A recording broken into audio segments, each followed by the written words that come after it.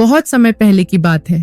हिमालय की तलहटी में बसा एक सुंदर और समृद्ध राज्य था जिसका नाम सत्यलोक था।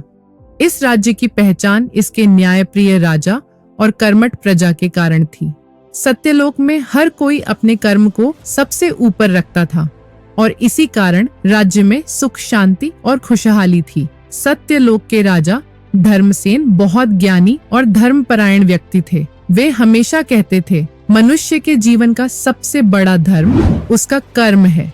यदि कर्म अच्छा है तो भाग्य भी अच्छा होगा और यदि कर्म बुरा है तो भाग्य भी बुरा होगा। राजा धर्मसेन अपनी प्रजा की भलाई के लिए हमेशा तत्पर रहते थे। वे खुद को राजा से पहले एक सेवक मानते थे और हर व्यक्ति की भलाई का ध्यान रखते थे। परंतु उनकी एक चिंता थी, उनका पुत्र राजकुमार विक्रमसेन।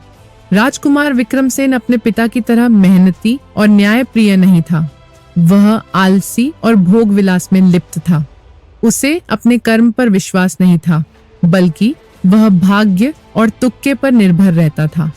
एक दिन राजा धर्मसेन ने राजकुमार को अपने पास बुलाया और कहा, पुत्र, तुम भविष्य में इस राज्य के शासक बनोगे, परंतु तुम में न तो मेहनत का गुण है और न ही कर्म करने की इच्छा। अगर तुम कर्महीन रहोगे तो यह राज्य नष्ट हो जाएगा। विक्रमसेन ने हंसते हुए कहा, पिताजी, भाग्य ही सब कुछ तय करता है। अगर किस्मत अच्छी हो तो बिना मेहनत किए भी सब कुछ मिल सकता है। राजा ने गंभीर स्वर में कहा, तुम्हें यह बात सिद्ध करनी होगी। मैं तुम्हें 1 वर्ष का समय देता हूँ। यदि 1 साल बाद तुम मुझे यह साबित कर सको कि केवल भाग्य से सब कुछ मिल सकता है तो मैं तुम्हें उत्तराधिकारी बना दूंगा। लेकिन यदि मैं सिद्ध कर सका कि केवल कर्म ही मनुष्य का असली साथी है तो तुम्हें अपना जीवन बदलना होगा। राजकुमार ने यह चुनौती स्वीकार कर ली। विक्रमसेन अपनी किस्मत आजमाने के लिए राज्य से बाहर निकल पड़ा। उसने निश्चय किया कि वह बिना मेहनत किए केवल भाग्य के सहारे अपना जीवन बिताएगा और अपने पिता को गलत साबित करेगा। विक्रमसेन बिना किसी तैयारी के जंगल की ओर बढ़ गया। पहले दिन तो उसे कोई परेशानी नहीं हुई, लेकिन जैसे जैसे दिन बीतते गए उसे भोजन और पानी की समस्या होने लगी। एक दिन वह बहुत भूखा था और उसे दूर एक गांव दिखाई दिया। वहां पहुंचकर उसने सोचा कि कोई ना कोई उसे खाना खिला देगा। वह एक धनी सेठ के घर गया और भोजन मांगा। सेठ ने पूछा, तुम कौन हो और क्या काम करते हो? विक्रमसेन ने गर्व से कहा, मैं एक राजकुमार हूँ, लेकिन अभी भाग्य की परीक्षा लेने निकला हूँ। सेठ ने हंसकर कहा, राजकुमार हो या कोई और, यहाँ केवल वही भोजन पा सकता है जो मेहनत करता है। अगर तुम काम करोगे तो तुम्हें खाना मिलेगा। भूख से परेशान विक्रमसेन ने मजबूर होकर बगीचे में झाड़ू लगाने का काम किया।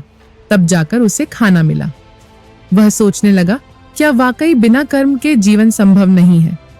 लेकिन फिर उसने इसे एक अस्थायी अनुभव मान लिया और अपनी यात्रा जारी रखी। कुछ दिनों बाद विक्रमसेन एक और गांव पहुंचा। अब वह पूरी तरह थक चुका था और उसे लगा कि मेहनत के बिना जीवित रहना संभव नहीं है। लेकिन फिर भी उसने एक बार और भाग्य आजमाने की कोशिश की। रात के समय जब वह एक व्यापारी के घर के पास पहुंचा तो उसने देखा कि घर के बाहर बहुत सारे सोने चांदी के सिक्के रखे थे। उसे लगा कि यह भाग्य ने उसे दिया है और उसने चुपके से सिक्के उठा लिए। जैसे ही उसने सिक्के उठाए, गांव के सिपाहियों ने उसे पकड़ लिया और राजा के सामने पेश किया। राजा ने पूछा, तुम कौन हो और चोरी क्यों की? विक्रमसेन ने सिर झुकाकर कहा, मैंने सोचा था कि यह मेरे भाग्य का उपहार है, इसलिए मैंने इसे ले लिया। राजा ने कहा, यह भाग्य नहीं, यह पाप है। बिना कर्म के जो भी मिलता है वह चोरी या धोखा होता है।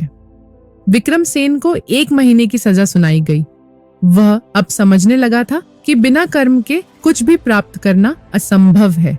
सजा पूरी होने के बाद विक्रमसेन ने सोचा कि अब उसे मेहनत करनी होगी। वह एक किसान के खेत में काम करने लगा। कई महीनों तक वह ईमानदारी से मेहनत करता रहा। धीरे धीरे उसकी सोच बदलने लगी। उसने देखा कि मेहनत से ही फसल उगती है, मेहनत से ही जीवन चलता है। 1 साल पूरा होने के बाद वह अपने राज्य वापस लौटा। राजा धर्मसेन ने जब अपने पुत्र को देखा तो वह बहुत खुश हुआ। विक्रमसेन अब पूरी तरह बदल चुका था। उसने अपने पिता के चरणों में सिर झुकाया और कहा, पिताजी, अब मैं समझ गया कि बिना कर्म के कुछ भी संभव नहीं है। भाग्य केवल बहाना है, असली ताकत हमारे कर्म में है। राजा धर्मसेन ने प्रसन्न होकर उसे उत्तराधिकारी घोषित किया।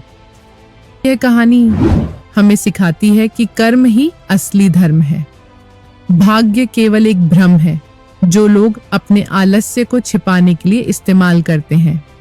सफलता, सम्मान और खुशी केवल मेहनत से ही प्राप्त होती है। अगर आपको यह कहानी पसंद आई हो तो हमारे चैनल को सब्सक्राइब करें और इस वीडियो को लाइक करें।